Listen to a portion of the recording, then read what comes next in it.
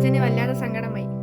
സങ്കടം ഇയാളുടെ കയ്യിലിരിപ്പ് കാരണം ഒരു മുഴ കയ്യിലിറക്കിയത് എൻ്റെ അമ്മയുടെ ജീവിതം.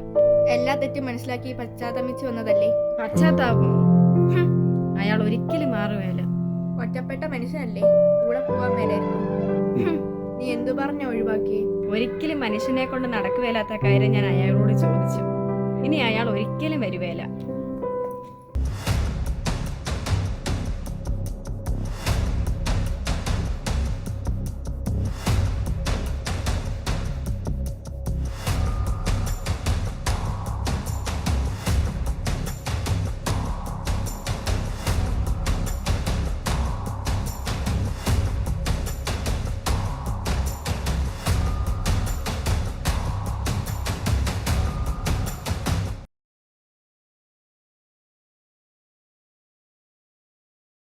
നിന്റെ മോള് നിന്റെ കൂടെ വരാമെന്ന് പറഞ്ഞോ മോനെ?